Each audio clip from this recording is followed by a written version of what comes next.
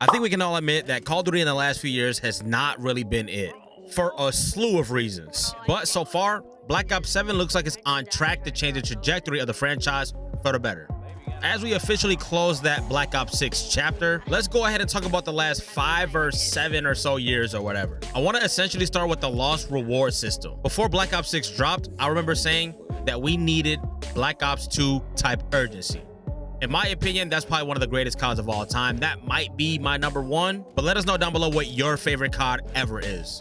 So the thing about Black Ops 2 is I had such a sense of urgency to continue playing that game no matter what. That game was so damn good that I hit Master Prestige twice on 2 different accounts. But get this, I was a really busy high schooler. Yes, I was a sophomore in high school when Black Ops 2 released, to be exact. So I may or may not be UNC depending on how old you are. But I was a 3-sport athlete when I was in high school. Kinda, not really. We would just say I was a 2.5 sport athlete. But what I'm getting at is that game was so good. Even going to school for 8 hours a day, playing sports, getting homework done. Black Ops 2 had that sense of urgency that made me want to go ahead and hit Master Prestige, make another account, and hit Master Prestige again. I haven't felt that in any Call of Duty after the fact.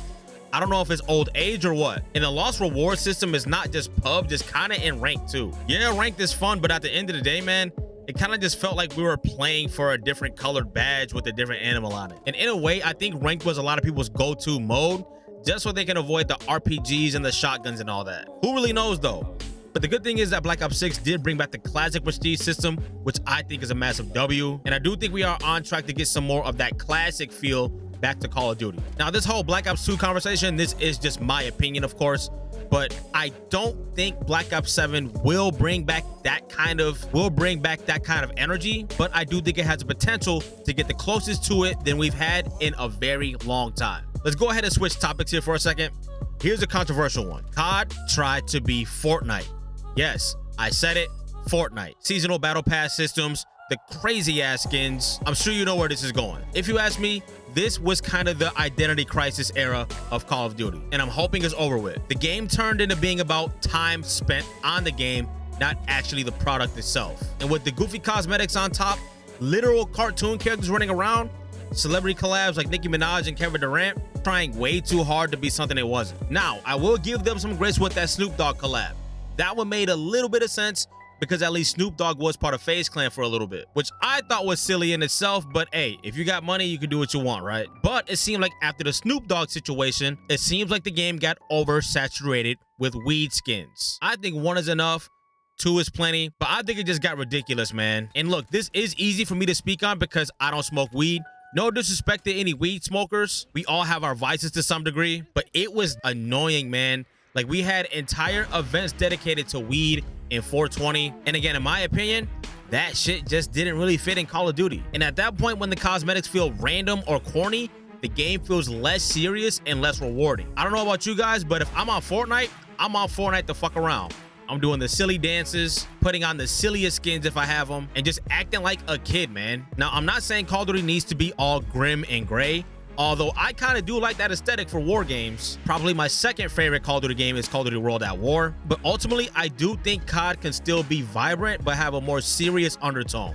And I do think it's dope that Black Ops 7 seems to be taking that approach. And I get the whole season and battle pass movements aren't going anywhere, but we gotta admit, the map pack DLC days were the shit. Cleaner, more simple, and it just seemed like they executed things so much better. A few months into the game, we'll have map pack 1. A couple more months later, map pack 2. I think that was lit. And again, I understand that this is kind of the new wave of gaming with the seasons and the battle passes and all that.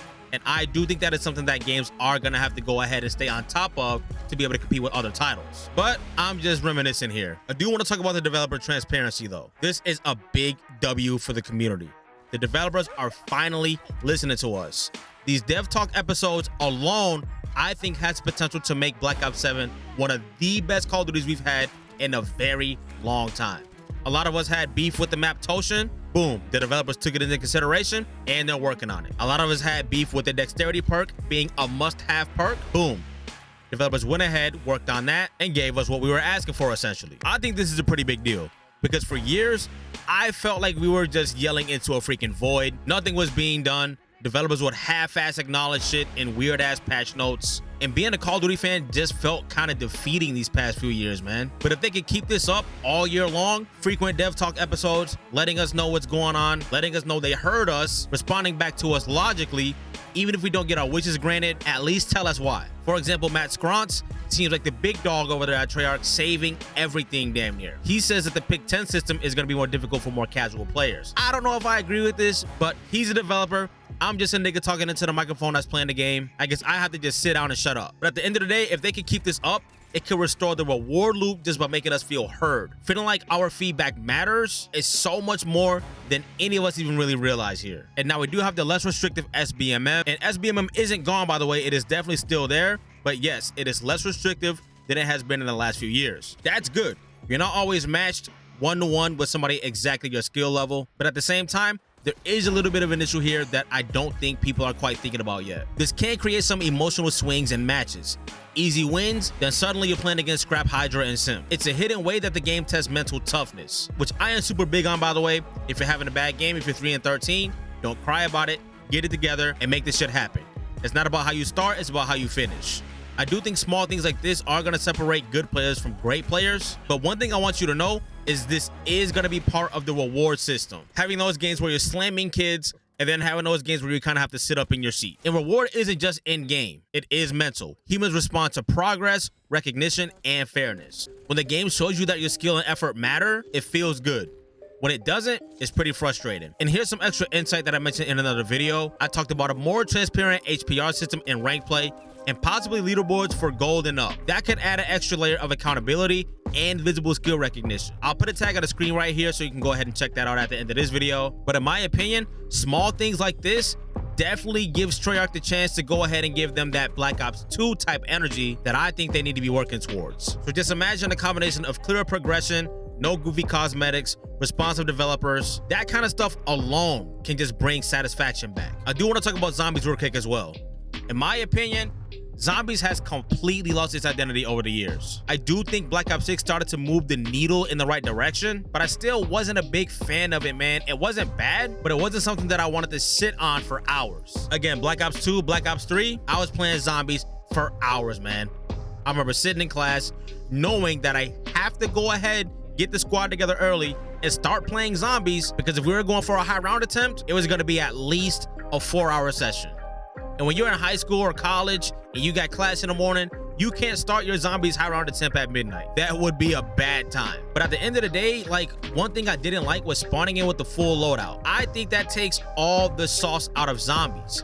I want to start from the bottom, pistol in hand, working my way up, knifing zombies in the first few rounds, rebuilding barriers, actually going through that classic Zombies grind. The good news is, Black Ops 7 is bringing back the classic Zombies mode, or the curse mode. That's another thing that might move the needle in the right direction. I did hear T-Dog Schmitty's take on this. He doesn't think the Zombies will be anything extraordinary, and I hate to agree with him. I hope it does, don't get me wrong. There's a whole lot of stuff that I would love to see come back to Zombies. Couple of maps, couple of weapons or whatever, but it probably won't happen, man. At the end of the day, since we're bringing back all these freaking remaster maps anyway, give us a few of those classic Zombies maps, man. Give us Der Eisendrache, give us Nostra and Toten. I think it'd be more acceptable to bring those classic maps back than all these freaking classic multiplayer maps that it feels like we've been playing for over a decade. Earlier in the video, I mentioned vices. One of my vices, caffeine. Let me put you on to my guys over at Advanced Gaming Supplements. Focus for you ADHD folks.